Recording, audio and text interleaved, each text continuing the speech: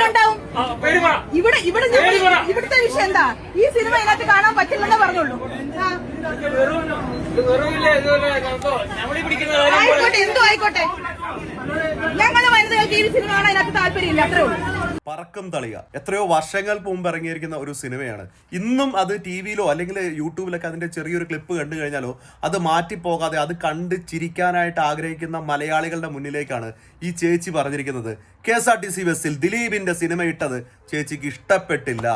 ആദ്യമേ പേഴ്സണൽ ആയിട്ടുള്ള എൻ്റെ ഒരു കാര്യം ഞാൻ പറയാം. ഞാൻ സിനിമേനെ സിനിമയായിട്ടാണ് കാണുന്നത്. സിനിമ എൻ്റെ ഒരു എന്റർടൈൻമെന്റ് പർപ്പസ് മാത്രമാണ്. 2-2.5 മണിക്കൂർ ആ ഒരു സിനിമ കാണുക, ആ സിനിമയ്ക്കകത്തുള്ള കാര്യത്തിന് ഇത് സിനിമയാണെന്ന് മനസ്സിലാക്കിക്കൊണ്ട് ചിരിക്കേണ്ടതിനെ ചിരിക്കേണ്ട രീതിയിലും ആഘോഷിക്കേണ്ടതിന് ആഘോഷിക്കേണ്ട രീതിയിലും വിട്ടുകളയുന്ന ഒരു പതിവാണ് എനിക്കുള്ളത്. ഇനി ചേച്ചിയോട് പറയാനുള്ളത്, ചേച്ചി പറഞ്ഞത് ഞങ്ങൾ സ്ത്രീകൾക്കാർക്കും കാണണ്ട എന്ന് പറഞ്ഞുകൊണ്ട് സ്ത്രീകളുടെ മൊത്തം അട്ടിപ്പേർ അവകാശം എടുത്തിരിക്കുന്ന ചേച്ചിയോട് ഒരു കാര്യം പറയട്ടെ. ഇന്നും കുടുംബ പ്രേക്ഷകരുടെ ഇടയിൽ ദിലീപിന്റെ സിനിമകൾക്കുള്ള സ്വീകാര്യത മറ്റൊരു നടനും ഉണ്ടാക്കാനായിട്ട് സാധിച്ചിട്ടില്ല എന്നുള്ള ഒരു കാര്യം ചേച്ചി മനസ്സിലാക്കണം. പിന്നെ ചേച്ചിയെ പോലെയുള്ള സ്ത്രീ പക്ഷവാദികളോട് എനിക്ക് ചോദിക്കാനായിട്ടുള്ളത്, നിങ്ങൾ എന്തുകൊണ്ടാണ് ഇങ്ങനെ സെലക്റ്റീവായിട്ട് മാത്രം പ്രതികരിക്കാനായിട്ട് ഇറങ്ങിത്തിരിക്കുന്നത്? സ്ത്രീകൾ എന്ന് പറഞ്ഞു കഴിഞ്ഞാൽ 5 വയസ്സുള്ള സ്ത്രീകൾ തൊട്ട് 50 വയസ്സുള്ള സ്ത്രീകൾ വരെയാണെന്നുണ്ടെങ്കിലും അവർക്ക് ഏതെങ്കിലും രീതിയിലുള്ള ഒരു പീഡനം നടന്നിട്ടുണ്ട് എന്നുണ്ടെങ്കിൽ അതിലെല്ലാത്തിലും പ്രതികരിക്കാനായിട്ട് നിങ്ങളെപ്പോലുള്ള സ്ത്രീകൾ എന്തുകൊണ്ടാണ് വരാത്തത്? ആദ്യത്തെ ഉദാഹരണമായിട്ട് പറയാം, ഈ ഒരു സിനിമാ നടിയുടെ പീഡനവുമായിട്ട് ബന്ധപ്പെട്ടുകൊണ്ട് ഉരുത്തിരിഞ്ഞു വന്നിരിക്കുന്ന ഒരു സാധനമാണ് WCC എന്ന് പറയുന്ന ഒരു സംഘടന. WCCനെ ഞാൻ പറയാനായിട്ട് ആഗ്രഹിക്കുന്നത് CWCC എന്നാണ്, celebrity women's collective in cinema എന്ന് വേണമെന്ന് പറയാനായിട്ടുള്ളത്. ഈ സിനിമാ മേഖലയിൽ തന്നെ അടിത്തട്ടിലുള്ള ഈ ബാക്ക്ഗ്രൗണ്ടിൽ ഡാൻസ് ചെയ്യുന്ന സ്ത്രീകൾ അടക്കം അങ്ങ് കൊമ്പത്തെ നായിക വരെയും സ്ത്രീ ആയിട്ടത് കണക്കാക്കണം. സിനിമാ മേഖലയിലെ സ്ത്രീ ആയിട്ട് കണക്കാക്കണം. അവർക്ക് ഓരോരുത്തർക്കും വരുന്ന പീഡനത്തിനെയും അല്ലെങ്കിൽ അവർ അനുഭവിക്കുന്ന ബുദ്ധിമുട്ടിനും വേണ്ടിയിട്ട് സംസാരിക്കാനായിട്ട് വരണം. അല്ലാതെ ഇതുപോലെയുള്ള സെലിബ്രിറ്റി സ്റ്റാറ്റസ് മാത്രമുള്ള അല്ലെങ്കിൽ സെൻസേഷൻ ആയിട്ട് വരുന്ന വാർത്തകളിലേക്ക് മാത്രമായിട്ട് നിങ്ങളുടെ പ്രതികരണം എന്തുകൊണ്ടാണ് ഇങ്ങനെ ചുരുങ്ങി പോകുന്നത്? ഈ ഒരു സിനിമാ നടിയുടെ കേസിന്റെ വിധിക്കെതിരെ സർക്കാർ അപ്പീലിന് പോയിരിക്കുന്നു. എന്തിനാണ്? ഈ പറയുന്ന സെൻസേഷൻ ഉണ്ടായിരിക്കുന്ന ഒരു വാർത്ത ആയതുകൊണ്ട് മാത്രമാണ്.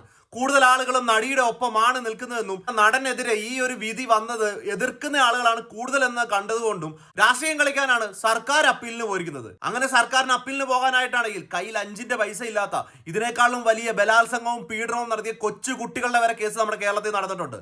എന്തിനേറെ പറയുന്നു, ഓരോ രാഷ്ട്രീയ പാർട്ടിയും എടുത്തു കഴിഞ്ഞാൽ അവരിലെല്ലാം ഇതുപോലെയുള്ള കേസുകളുള്ള എത്രയധികം ആളുകളുണ്ട്.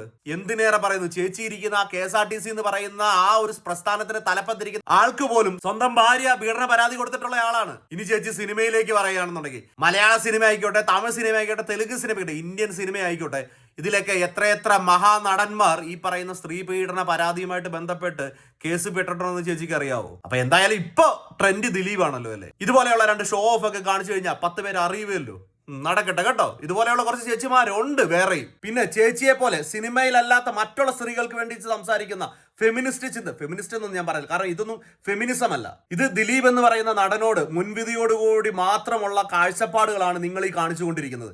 അല്ല എന്നുണ്ടെങ്കിൽ ഇതിലെ 1-ാം പ്രതിയായിട്ട് ഈ കേസിൽ നേരിട്ട് ഇടപെട്ട് എന്ന് പറയുന്ന പൾസർ സുനി എത്ര തവണയാണ് വെളിയിൽ ജാമ്യത്തിൽ ഇറങ്ങിയിരുന്നത്? നിങ്ങൾ ആരെങ്കിലും ഒരാൾ ഈ ജാമ്യത്തിനെതിരെ സംസാരിച്ചിരുന്നു? നിങ്ങൾ ആരെങ്കിലും ഒരാൾ പൾസർ സുനിയുടെ ഒരു കോലം കത്തിച്ചിരുന്നു? പൾസർ സുനിയുടെ ഒരു ഫോട്ടോ വെച്ചുകൊണ്ട് നിങ്ങളുടെ പ്രതികരണം കാണിച്ചിരുന്നു? നിങ്ങൾ ആരും സംസാരിച്ചിട്ടില്ല.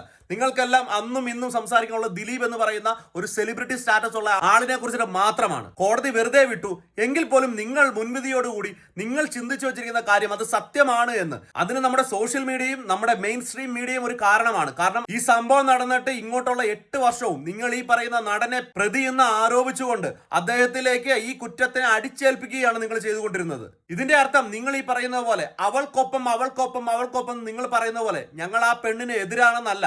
ഞങ്ങളും ആ പെൺകുട്ടിയെ പോലെയുള്ള ഇവിടെ പീഡനം അനുഭവിക്കുന്ന, സമൂഹത്തിൽ പ്രശ്നങ്ങൾ അനുഭവിക്കുന്ന ഏതൊരു പെൺകുട്ടിയുടെ കൂടെയും ആണുങ്ങളായിട്ടുള്ളവർ തന്നെയാണ് കൂടെ നിന്നിട്ടുള്ളത്. പക്ഷേ ഈ ഒരു കേസിൽ നിങ്ങൾ ദിലീപ് എന്നൊരു വ്യക്തിയെ മാത്രം ടാർഗറ്റ് ചെയ്തുകൊണ്ട് അയാൾക്ക് ശിക്ഷ ലഭിക്കണം, അയാളാണ് കുറ്റം ചെയ്തത് എന്ന് നിങ്ങൾ പറയുന്നതല്ലാതെ കോടതി വിധിക്ക് ശേഷമെങ്കിലും ഇതിന്റെ പിന്നിൽ കൃത്യമായിട്ട് ആരാണ് ഗൂഢാലോചന നടത്തിയത് എന്ന് കണ്ടുപിടിക്കാനായിട്ട് നിങ്ങൾ ആരെങ്കിലും ഇതുവരെ പ്രതികരിക്കുന്ന കണ്ടോ? കോടതി വിധിക്ക് ശേഷവും ആ പറയുന്ന നടനെ മാത്രമല്ലേ നിങ്ങൾ ഈ ടാർഗറ്റ് ചെയ്തുകൊണ്ടിരിക്കുന്നത്?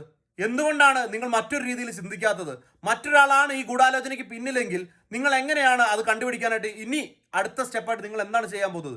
ഇതൊന്നും ചെയ്യാതെ പൊതുസ്ഥലത്ത് വന്നിരുന്നുകൊണ്ട് ദിലീപ് എന്നൊരു വ്യക്തിനെ അല്ലെങ്കിൽ അയാൾ അഭിനയിച്ചിരിക്കുന്ന സിനിമ കാണത്തില്ല എന്നൊക്കെ പറയുന്ന നിങ്ങളുടെ തലയ്ക്ക് ഓളമാണെന്ന് മാത്രമേ എൻ്റെ പൊന്നി ചേച്ചിയെ പറയാനുള്ളൂ.